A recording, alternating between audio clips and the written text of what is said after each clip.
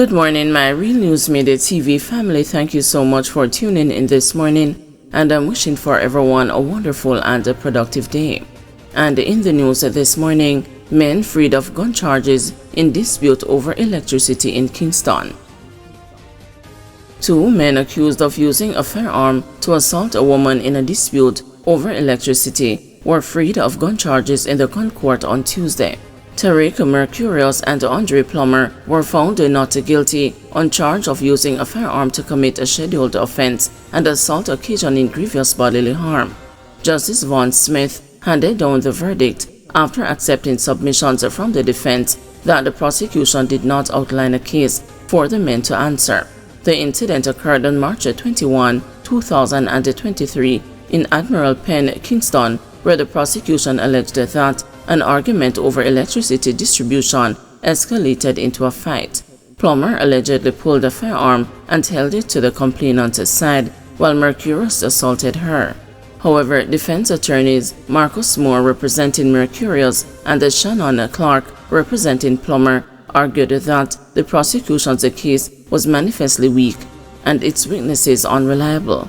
One witness recalled seeing Plummer pushing the gun in the complainant's back before she slapped the gun aside, while another witness recounted witnessing Plummer running towards the complainant with a gun in his hand before it fell.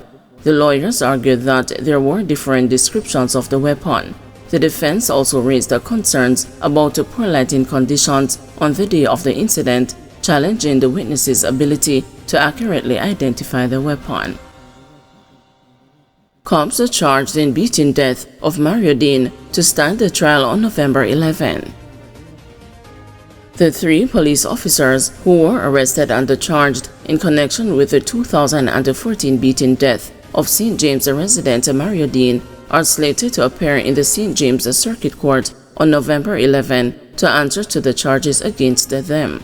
Attorney-at-law Martin Thomas, who is part of the defense team for Corporal Eileen Stewart, and the district constables Juliana Cleavon and Marlon Grant, told the news that while the case was previously slated for hearing on November 18, the matter was brought up on Tuesday to reschedule the date because the circuit court's current sitting will soon end. Although the matter was originally set for November 18, it was brought up early because the current term ends on November 15. It is now set for trial on November 11, Thomas said. The 3 police officers' trial has been put off multiple times since their first appearance in the St. James Circuit Court on September 18, 2018.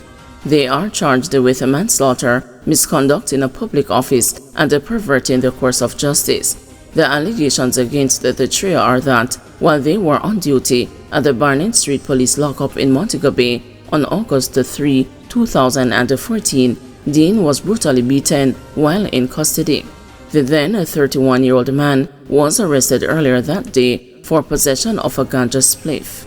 Following the beating, which resulted in significant damage to the internal organs, Deane was admitted to Cornwall Regional Hospital in an unresponsive state. He died 3 days later without regaining consciousness. It is also alleged that Stewart, who was the most senior officer, gave instructions for the cell where the beating took place to be cleaned before the arrival of investigators from the Independent Commission of Investigations. Following the trio's court appearance on September 18, 2018, the case was mentioned on October 2 and 10 that year for a case management hearing to agree on what evidence would be deliberated at the trial. It was mentioned on January 11 and 31, 2019, where full disclosure of documents was not done, and again on March 28, 2019, when a trial date was set for March 10, 2020. However, the trial was rescheduled to September 21, 2020 due to a lack of jurors and the absence of the investigating officer. On that date, it was put off to January 18, 2021 because the defendant's lawyers wanted their clients to undergo a jury trial despite the jury trials being restricted because of the pandemic. On January 18, 2021, the trial's anticipated start was scheduled for September 16 that year, following further discussions with the lawyers. Then on the next date, it was rescheduled yet again to April 20, 2022. Prior to Tuesday's sitting, the case was mentioned and put off on June 10 this year, and then again on June 24, due to insufficient jurors to start the trial on both dates. We are being mocked. NIA head decries a JLP decision to field Dalrymple Philibert in Trelawney South by-election while still facing criminal charges. Former Speaker of the House of Representatives, Marissa Dalrymple Philibert, who resigned as Member of Parliament for Trelawney Southern last September after facing 8 criminal charges for making a false statement in her statutory declarations to the Integrity Commission, has been selected to run as the prospective candidate of the Jamaica Labour Party in the November 22 by-election for the same constituency. Dalrymple Philibert had omitted a Mercedes-Benz motor vehicle from her filings between 2015 and 2021. She stated that the omission of the vehicle was a genuine oversight on my part. The controversial use of a 20% duty concession to acquire the Benz was also in contention.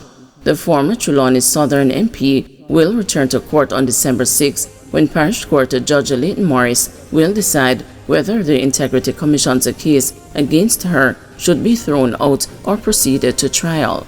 Yesterday, Prime Minister Andrew Holness announced the by-elections for Trelawney Southern as well as St. Andrew West Central, a seat that became vacant following the resignation of Dr. Nigel Clark as Member of Parliament. Holness, who is also the leader of the JLP, stated that the will of the people influenced the decision to have Dalrymple Philibert as the party's candidate. By popular demand of the constituency, Marissa Dalrymple Philibert will be the Jamaica Labour Party candidate for Trelawney Southern, Holness said in making the announcement during yesterday's post-cabinet press briefing at a Jamaica House in St. Andrew. It is difficult to speak for Marissa as to why she resigned and then she is coming back, and I am certain she will give an explanation, but my own view is that she really respected the perspectives of the public with whatever accusations were laid in the public domain, and she thought it was the honorable thing to do. But I think she went through the constituency and the people kept demanding that she return, and she does have quite a popular support in the constituency. By-elections for the Morant Bay Division in St. Thomas and the Anon Town Division in Clarendon were also announced. Daniel Archer, Principal Director of Corruption Watchdog National Integrity Action, indicated that the decision to allow Dalrymple Philibert to run as the JLP's candidate was completely unacceptable as the former MP's criminal charges were still unresolved. According to Archer, there was a sense of hubris in the government as it seems to believe that accusations of corruption and/or impropriety in public office are insufficient to prevent anyone from holding political office. As citizens, we are being mocked. There is no acknowledgement from the government that any corruption allegation must be resolved through completed investigations or a not guilty verdict before anyone offers themselves as a member of the parliament or continues to serve as a member of parliament, she stressed. The government is counting on the public to view corruption allegations within its ranks as a 9-day wonder, said Archer, who believes that this approach sets a poor example for young Jamaicans and sends a wrong signal to the international community that allegations of corruption concerning public officials are not taken seriously. Political commentator Lloyd B. Smith said that while the move might be seen as politically correct, the decision to make Dalrymple Philibert run is morally incorrect and flies in the face of better judgment. Smith said there was the need to set the standards, probity and the transparency in government, adding that what is now unfolding does not augur well for the country's political architecture, because what it is telling the average Jamaican is that no matter what happens to you, whether it is a moral question or criminal question, you have every right to be there because of the politics that supports you. When contacted yesterday, Dr. Deane Campbell, General Secretary of the People's National Party, restated his party's position that it would not be contesting the by-elections for the parliamentary seats, with general elections due in months, but that with the local government elections due in another 4 years, his party would be fielding candidates for the Morante Bay and Inon Town divisions. Guys, thanks for watching. Please join us this afternoon at 2 p.m. for another news update.